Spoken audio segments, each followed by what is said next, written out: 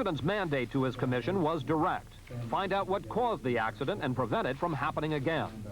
Mr. Reagan said the Challenger crew believed in the space program. We owe it to them to conduct this investigation so that future space travelers can approach the conquest of space with confidence, and America can go forward with enthusiasm and optimism which has sparked and marked all of our great undertakings. The commission chairman, former Secretary of State William Rogers.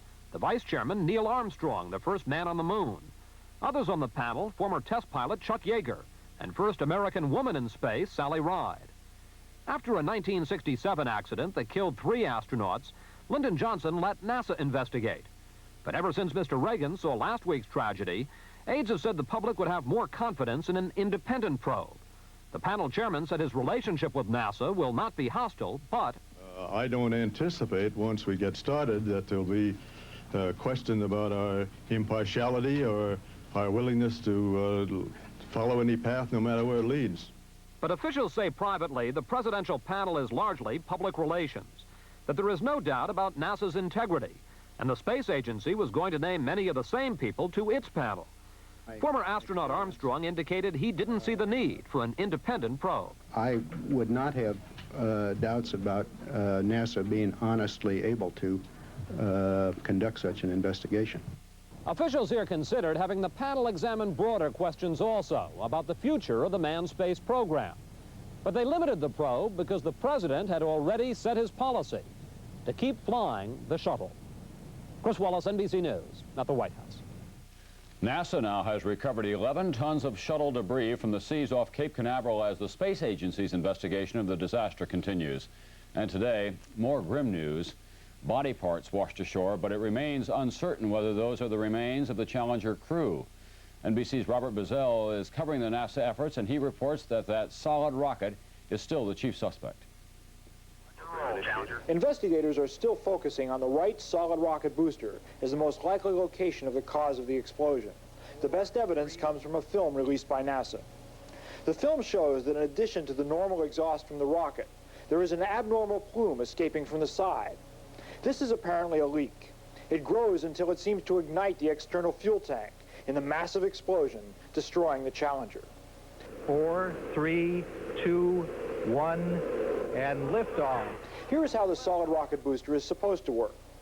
When the solid fuel is ignited at T-0, it burns through the entire length of each rocket. The exhaust is supposed to escape only through the rear nozzle. The leak, which apparently triggered the explosion, occurred at or near a seam where segments of the rocket are fastened together. Engineers familiar with the system say that the leak probably resulted from a defect in the seam, but they say it could have been caused by a hot spot in the fuel, either because the fuel was manufactured or loaded improperly. A retired shuttle manager who is now working as a consultant for NBC News says there have been leaks in the seams before. We had some problems, some minor leakage of the seals on 1 or 2 flights, but it was resolved to everybody's satisfaction. A major feature of the solid rocket boosters is that they are reused. They are jettisoned and they parachute into the ocean. Ships pick them up. After they are recovered, the solid rocket boosters are broken down into 11 segments, which are sent to the Morton Thiokol Corporation in Utah. There they are cleaned, reloaded with fuel, and joined into 4 segments. The 4 segments are sent back to the Kennedy Space Center, where they are joined together and attached to the shuttle orbiter. The suspect joint was one of those made at the NASA facility. After last Tuesday's disaster, the solid rocket boosters were blown up as a safety precaution. NASA investigators hope they can still recover pieces of the rockets. Without them, they say, it will be very difficult to pinpoint the exact cause of the explosion. Robert Bazell, NBC News, Cape Canaveral. I don't think it's taken away from them at all. I think we are going to work very closely with them.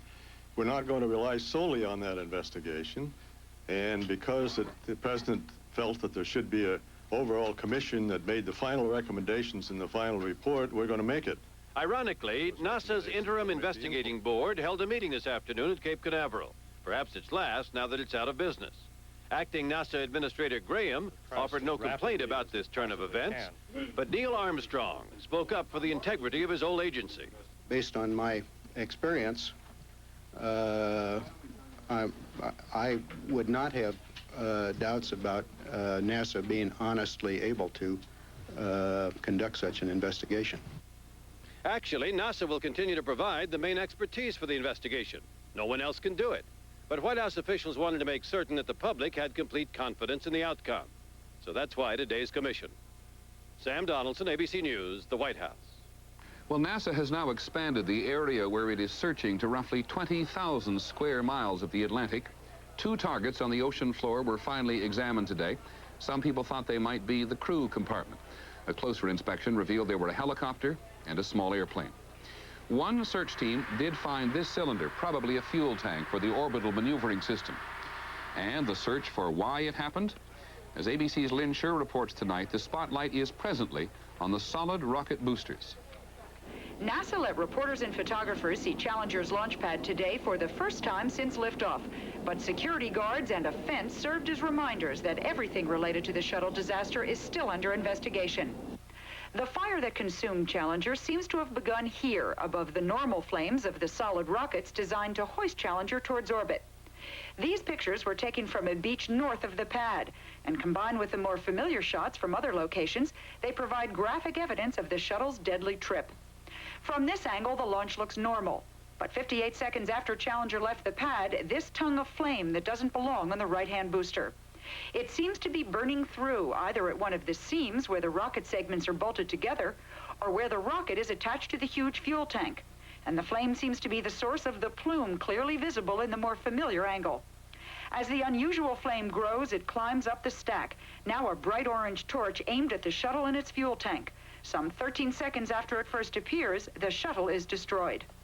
Solid rockets are simply giant firecrackers, a steel casing filled with hard rubbery fuel.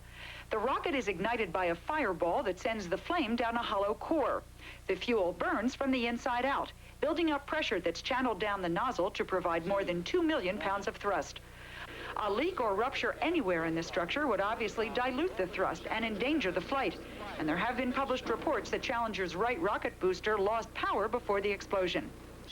American shuttle astronauts are the only humans in the world who ride into space alongside solid rockets.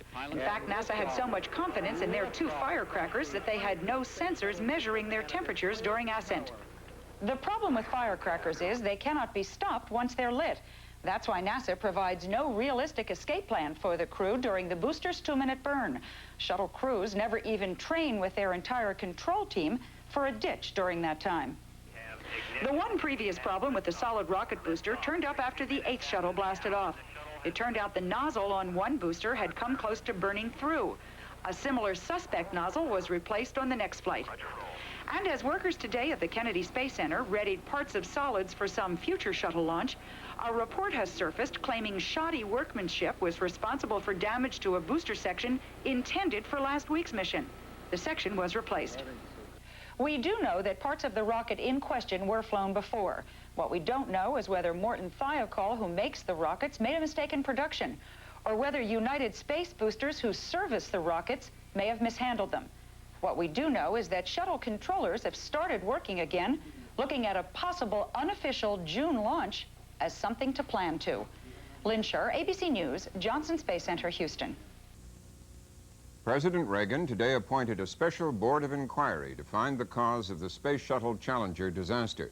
The president named former Secretary of State and Attorney General William Rogers to head the commission, with astronaut Neil Armstrong, the first man to walk on the moon, as vice chairman. Also named were former test pilot Chuck Yeager and America's first woman astronaut, Sally Ride. The commission will review the circumstances surrounding the accident, determine the probable cause or causes, and develop recommendations for corrective action. The crew of the Challenger took the risks and paid the ultimate price because they believed in the space program. They were excited with the mystery of what is beyond the Earth and to the limitless possibilities of space exploration. They knew of the dangers they faced. Yet despite those dangers, they chose to go forward, not reluctantly, but eagerly and with a thumbs up. And we owe it to them to conduct this investigation so that future space travelers can approach the conquest of space with confidence, and America can go forward with enthusiasm and optimism, which has sparked and marked all of our great undertakings. The president gave the commission 120 days to find out how it happened and how it can be prevented from happening again. Meanwhile, the search for debris from the shuttle explosion widened off the coast of Florida to an area of 20,000 square miles, as far north as Charleston, South Carolina. But the searching ships were finding smaller amounts of debris, and both Navy and Coast Guard were considering ending it. Efforts to examine large objects on the sea bottom, which might be the shuttle's cabin, have been frustrated by currents and murky water. Two promising targets turned out to be old wreckage of an airplane and a helicopter. That left 17 other potential targets about 15 miles offshore. The Associated Press said today that human remains recovered from the Atlantic were being examined by pathologists. Judy? First tonight, we focus again on the causes of the Shuttle Challenger disaster. Officially, NASA still hasn't said what it thinks caused last week's explosion. But new pictures released this weekend have focused suspicion on the right solid rocket booster, where an abnormal plume of fire erupted some 14 seconds before the explosion. The crew apparently had no warning that the fire had started. NASA said it had no onboard sensors looking for trouble at that spot because it thought the rocket boosters weren't susceptible to failure. Authority to the investigation of the Challenger explosion. NASA had the job. Now a presidential commission will conduct the probe. Marvin Scott has a report on the president's decision. It's time now to assemble a group of distinguished Americans to take a hard look at the accident, to make a calm and deliberate assessment of the facts. With those words, President Reagan named a Blue Ribbon Commission to determine the cause of the shuttle disaster and to recommend ways that it never happen again. The 12-member panel includes Neil Armstrong, the first man on the moon, and Sally Ride, the first American woman in space. Heading the group is former Secretary of State William Rogers. The president says he expects to report on the accident within 120 days. And we owe it to them to conduct this investigation so that future space travelers can approach the conquest of space with confidence, and America can go forward with enthusiasm and optimism, which has sparked and marked all of our great undertakings. Mr. Reagan reportedly was under pressure by Congress to take the official investigation out of the hands of NASA and to name an impartial panel. As the presidential detectives were being assembled, the preliminary review board set up right after the accident was focusing its attention on telltale film, showing a fiery plume traveling up the side of the right solid rocket booster seconds before the explosion. The 6,000-degree blowtorch flame from a rupture in the booster, it is theorized, either burned through the main fuel tank or raised the pressure to intolerable limits. Also, it could have ignited explosives used to blow the rockets away from the shuttle. Investigators have ruled out nothing. One of the things they're looking at is the possibility that huge chunks of ice may have broken off at liftoff and created a dent or a minute hole in the skin of the solid rocket booster, which expanded under gravitational stress. Also being studied is whether gravitational stress could have loosened one of the struts which hold the external fuel tank to the shuttle, and that piece perhaps could have penetrated and punctured the solid rocket booster. As the search for clues intensified, the search for more pieces of wreckage encompassed the 20,000 square mile area. Fragments have been found as far away as 220 miles north of the Kennedy Space Center. Additional human remains have been recovered from the Atlantic, but NASA is holding to its policy of not discussing whether they are of any of the crew members. For the Independent News, this is Marvin Scott reporting. An amateur photographer has provided the most dramatic evidence yet of trouble with the right solid rocket booster. Two distinct plumes of flame are clearly visible, one from the nozzle, another from an apparent leak. The same picture also appears to show a large section of Challenger emerging from the explosion in flames. In the search area, poor weather prevented more underwater exploration, where CBS News learned a piece of the crew compartment was located yesterday. NASA has neither confirmed or denied the report. Today, NASA redirected its search efforts to what it called its #1 priority, the recovery of the right solid rocket booster, which many experts believe may have caused the accident. One of the boosters may be here, 40 miles off Cape Canaveral. The area that we found it in, if anybody's interested, is back off our starboard quarter, over. This afternoon, sensing devices were prepared to be lowered more than 1,000 feet, where the object lies on the ocean floor. We're going to be dangling this bird right at the very end of the hook, so... NASA officials caution it may take several days to lift it from the bottom. There has to be a very careful study done of the the SRBs before they're brought up. For the first 2 minutes of the flight, the shuttle is propelled by 2 reusable solid rocket boosters. NASA earlier announced they were destroyed when one headed toward a populated area. However, officials now say only the top and bottom sections were blown away, and the important middle section fell to the ocean, apparently intact. Late today, NASA released photographs and videotapes of the debris that has been recovered so far. Despite an 8-day search, only a small portion of the shuttle has been found. Meanwhile, NASA investigators are prepared to outline all they have discovered to the first formal meeting of the Presidential Commission tomorrow in Washington. Bruce Hall, CBS News at the Kennedy Space Center. The officials said they may have located one of the Challenger's 2 rocket boosters, the solid rockets. And NBC News correspondent Jay Barbary has learned that the human remains found during the search for Challenger definitely are those of the shuttle's crew members. Investigators are anxious to find the rocket boosters because they think that a leak in one of their seams may have led to the fatal explosion. But NBC's Robert Bazell reports tonight that a new theory involves the shuttle's controversial self-destruct package. Several NASA officials and many astronauts believe that explosive charges designed to destroy the shuttle may have contributed to last week's disaster. On the outside of the shuttle's external fuel tank, there are 2 tubes containing RDX, a substance more powerful than dynamite. Their purpose is to blow up the shuttle if it begins to fly out of control toward a populated area. Sources familiar with the investigation say some officials believe that the shuttle might have survived the leaking solid rocket booster had it not been for the explosives. According to this theory, the leak set off the explosives, which in turn ruptured the external tank, blowing up the Challenger. Pictures from the last second before the disaster show a small blast just before the entire tank explodes. Sam Bedingfield, former shuttle manager, now working as an NBC News consultant. The destruct package is in that area. At least the destruct package associated with the oxygen tank is in that area. The order to destruct is given by remote control from this room at Cape Canaveral Air Force Station. An Air Force officer, the range safety officer, makes the decision and sends the order in 2 stages in code. During the Mercury and Apollo programs, small jets would have carried the crew module away before the huge rocket was blown up. In Gemini, there were ejection seats. But after the first test flights of the shuttle, there were no escape routes for the crews. Therefore, many people have opposed having explosives on the shuttle. My philosophy is once you go to what you call an operational system, where the crew has really no reasonable way to escape, that you ought not to have a destruct package on board. NASA will not comment on this or any other aspect of the investigation, but many astronauts and officials say privately that they hope one outcome of the investigation will be removal of the explosive destruct package from the shuttle.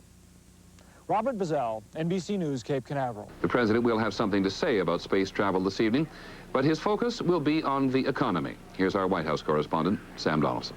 Words about the loss of the Challenger crew, the president will look ahead to a time when an aerospace plane like this model might whisk ordinary citizens from New York to Tokyo in 25 minutes. In general terms, the president will review unfinished business from arms control to tactics. Well, tonight, the NASA search teams in the Atlantic believe they may have located one of the Challenger's solid rocket boosters, both of which, you'll recall, continued to fly after the shuttle itself was consumed in last Tuesday's explosion. The metal casing on the right side booster could provide the space agency with some important information on how the fire started. At Cape Canaveral, as ABC's Lynn Scher reports, they are retracing all the steps that led up to the Challenger's launch. Today, workers at the Kennedy Space Center in Florida went into the shuttle's white room for the first time in a week, the point from which the crew entered Challenger for the last time. But while investigators are examining all the circumstances surrounding the accident, they're concentrating on the flame escaping from the right solid rocket booster. ABC News has confirmed from a source close to the investigation that pressure in the rocket chamber dropped 4% some 58 seconds after launch, indicating a decrease of thrust. Because the escaping power altered the booster's course, pulling it away from the shuttle, the booster's steering nozzle went into action, swiveling to compensate. Investigators must now determine whether the tug on the million-pound rocket may have put enough stress on the huge fuel tank to pull it apart, releasing the hydrogen fuel that then exploded. At this point, they don't know whether that or simply the heat of the flames or perhaps something else caused the shuttle to blow up. Ground controllers had no inkling of the problem ahead of time because the data was only retrieved from computers after the accident, not displayed on their screens. As for the rupture in the rocket itself, the first failure in 50 made and tested by Morton Thiokol, today an expert in rocket technology said NASA had ignored earlier warnings from him that a series of vibrations from heated gas inside the boosters was potentially dangerous. It would cause possibly a cracking or a debonding of the propellant grain. This would allow the hot gases in the combustion to get closer to the wall of the chamber, and this would cause possibly the rupture that we saw on the side of the tank. That is only one theory that could be investigated by the Presidential Commission appointed yesterday. They are scheduled to hold their first meeting here tomorrow. Lynn Scher, ABC News, Washington. The panel which studied last week's shuttle disaster is a long way from issuing its report. In fact, members of the commission say they aren't even sure what direction the inquiry will take. It is unquestionably a monumental task. But bits of evidence are being found, and a new photograph taken right after the explosion could provide important clues. Here's ABC's Lynn Scher. Today, the first man on the moon showed up for the first meeting of the Presidential Commission on the Challenger accident. But so far, neither Neil Armstrong, the vice chairman, nor astronaut Sally Ride, nor any of their colleagues on the Blue Ribbon panel is entirely sure how they'll proceed. I'm about to find out. Undoubtedly, this photograph is one of the first bits of evidence they'll examine. Taken by an amateur immediately after the explosion, it clearly shows the suspect right-hand solid rocket booster after it's been blown away from the shuttle, trailing a plume of white smoke from the apparent rupture of its metal casing. The flame from that rupture is suspected of causing the accident. The photograph also gives a better look at Challenger itself after the explosion. We saw it briefly in slowed-down videotape last week. Here is how the still camera caught it. A ghostly image of the front end of the shuttle, apparently with its forward control jets on fire, before its deadly plunge to the ocean. Some rocket experts continue to question whether the frigid weather at the launch pad last week was one of the factors contributing to the accident, particularly since the manufacturer said the solid rocket fuel should not be used if its temperature was below 40 degrees. And late today, NASA provided this first peek at some of the debris they've been collecting in a building designed to store spare parts, a graphic reminder of the enormity of the loss.